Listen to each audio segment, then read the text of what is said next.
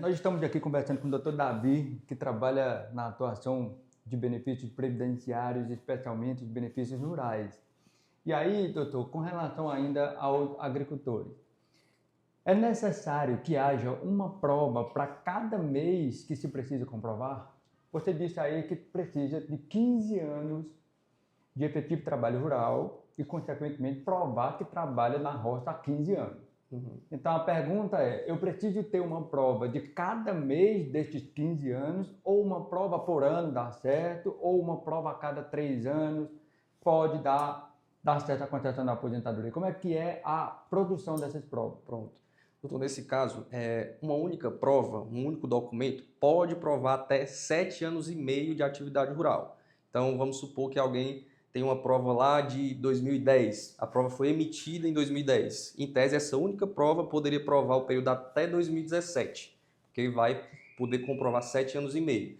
E aí, vai depender de caso a caso, né? Se a pessoa tem já um conjunto de provas mais robusto, excelente. Se não tiver, a gente vai trabalhando nessas hipóteses onde tem essa possibilidade de menos documentos ainda assim comprovarem mais do que um único ano relacionado àquela data específica. Certo, mas vamos lá, só para a gente explicar aqui para os nossos telespectadores.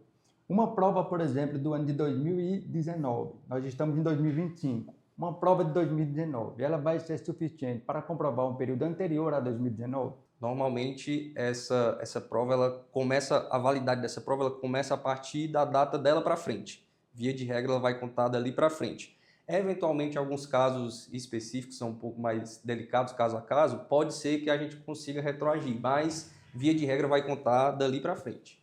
Nós temos uma súmula do STJ, salvo engano, a súmula 557 ou 577, que fala sobre a validade de uma prova para o período retroativo. A prova é de 2019 e ela pode ser considerada para o período anterior a 2019. Sim. Ou a prova mais antiga, ela pode valer para o período anterior. Né? E aí eu pergunto ao senhor, como é que tem sido o entendimento judicial com relação a esta tese? Realmente os juízes têm seguido esse entendimento do STJ? Realmente a prova mais antiga pode valer para o período anterior a ela? Doutor, de fato existe essa previsão, mas na prática eu não tenho visto essa aplicação com tanta recorrência. Na via administrativa é difícil que o INSS reconheça, é muito difícil. Na via judicial também não tem sido tão comum que isso tenha sido aplicado, né? Normalmente eles vão utilizar esse entendimento de que vai valer dali para frente. Num contexto geral, se for um caso onde o contexto aponta para aquela pessoa realmente trabalhou na roça, tem um contexto rural bem evidente, vai facilitar e o juiz talvez tenha uma interpretação mais alinhada com esse tipo de entendimento, de que mesmo a prova sendo, por exemplo, de 2019, ela ainda poderia provar um tempo um pouco mais pretérito antes a sua emissão, né? Olha só, pessoal, que interessante aqui. A gente está debatendo sobre a aposentadoria do agricultor e nós temos percebido que muitos são os agricultores que não têm conseguido a aposentadoria porque não têm provas de agricultor do período mais antigo. E a pergunta que nós estamos fazendo aqui, e o debate está sendo em torno disso, é: será que a prova mais antiga ela vale para o período anterior a ela? E aí a gente tem visto aqui que, na verdade, as decisões, em sua maioria, não têm aceito. Mas ainda sobre este assunto, eu faço a outra pergunta. Vamos lá. O agricultor, ele nunca trabalhou de carteira assinada. Ele teve ali um casamento no ano de 89 e na certidão de casamento tem informando a sua profissão como agricultor. Casou-se em 89, tem a profissão lá de agricultor na certidão de casamento. De lá para cá, ele não exerceu atividade urbana, mas só veio produzir a próxima prova rural no ano de 2005, 2006, por exemplo. Como é que fica, então, a produção, ou melhor, a comprovação da atividade rural desse agricultor? Será que ele pode se aposentar em 2025 tendo apenas esses dois documentos como provas da atividade rural, a certidão de casamento de 89 e uma outra prova como seguro-safra, por exemplo, do ano de 2015, 16 por aí, assim, ou 2005, 2006? Pronto, perfeito. Nesse contexto, doutor, pode ser que sim, pode ser que ele ainda consiga se aposentar mesmo tendo só esses dois documentos, principalmente na via judicial.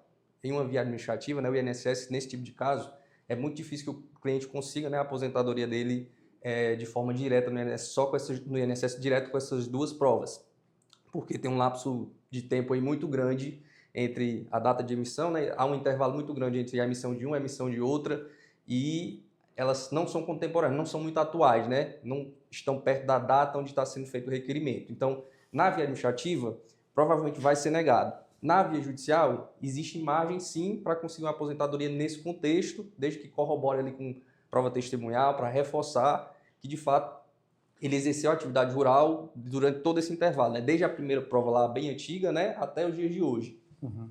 Existe também aí a aplicação do princípio da continuidade do labor rural. Exato. Então, vai uma dica aqui para você que é agricultor, que já tentou se aposentar, não conseguiu. Existe a tese, que geralmente é muito usada pelos advogados, de que o agricultor, uma vez produzido uma prova rural e não havendo contraprovas, presume-se de que aquele agricultor tenha continuado a exercer a atividade rural. É o princípio da continuidade do labor rural.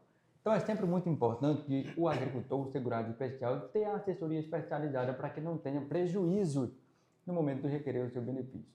Ainda sobre este tema, o agricultor ele pode deixar pensão por morte para os seus dependentes, esposa e filhos? Com certeza, doutor. Com certeza o trabalhador rural, assim como qualquer outro segurado da Previdência, ele garante sim direito à pensão para os seus dependentes. E aí, quando infelizmente chegar esse momento, né, é necessário apenas comprovar que de fato esse agricultor exercia atividade rural e que exerceu até a data do falecimento. Muito bem. E vamos lá, se o agricultor estivesse recebendo benefício por invalidez, por exemplo, um benefício de auxílio por incapacidade permanente, este benefício ele é transferido aos dependentes? Sim, o benefício de auxílio-doença, benefício de incapacidade permanente ou temporária, ele sim gera direito à pensão para os dependentes, e aí nesse caso não haveria nem a necessidade de comprovar o trabalho rural. O simples fato de, na data do óbito, o segurado, né, ele tá recebendo aquele benefício, isso já garante a ele a qualidade de segurado e garantiria direito à pensão para os seus dependentes, esposa, filhos menores. Muito bem, aqui vai um debate ainda sobre pensão por morte. Vamos lá, digamos que o agricultor venha a óbito e ele tenha deixado uma esposa e a esposa de fato estava separada dele. Havia uma separação de fato. E aí ele teve uma relação com uma outra mulher. E era conhecido na cidade como companheiro desta mulher. Afinal de contas, quem vai ficar com a pensão por morte? A ex-mulher, embora casada no civil ainda com ele, ou a atual companheira que, mesmo não estando casada, convivia com ele? Eu estou nesse tipo de caso, via de regra, quem vai ficar com a pensão é a atual companheira. Quem conviveu com ele até, de fato, a data do óbito, e aí ficando atento principalmente ao período de início dessa relação, né? Ficar atento se essa relação iniciou há mais de 2 anos, para poder receber a pensão durante um período mais estendido, né? Não só 4 meses. Mas, nesse tipo de contexto aí, o que vai valer é a realidade fática. Quem está, de fato, convivendo como marido e mulher na data do óbito. E não o casamento civil que já, na prática, parou de ser válido. Então já não é mais uma prova plena a certidão de casamento. Isso, exatamente. Exatamente. Na maioria das vezes, mesmo tendo casamento civil, se for um casamento muito antigo, né, muito distante da data do óbito, ainda assim vai ter que haver ali alguns elementos para a gente demonstrar que, de fato, esse casamento ele permaneceu durante todos os anos até a data do óbito. Muito bem, então pessoal, já fica a dica, não adianta mais apenas a certidão de casamento para você comprovar e ter direito à pensão por morte. É preciso também outros elementos de prova. Ainda sobre pensão por morte, há um tema polêmico, né? Por exemplo, a ex-mulher vai dizer então que recebia todos os meses um valor do ex-marido. Todos os meses ele ajudava aqui a pagar o aluguel da minha casa. Ele me ajudava com a feira, ele me ajudava com algum valor em dinheiro, em espécie. Como é que fica a situação? Ela perdeu ali o amparo financeiro, o ex-marido embora, separado de fato dela, deixou de ter, portanto, ali aquele auxílio financeiro do ex-marido.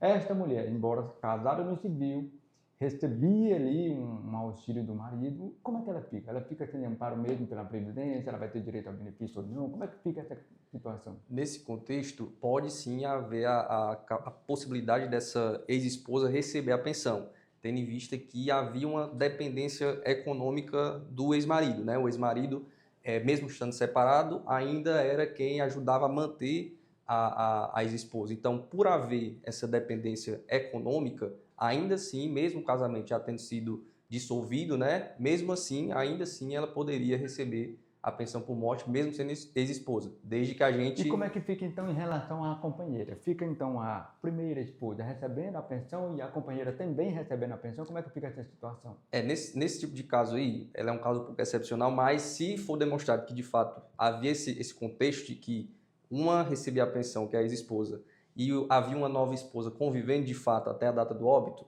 a pensão ela vai ser dividida, vai ser rateada, né? Cada um vai receber metade do valor dessa pensão.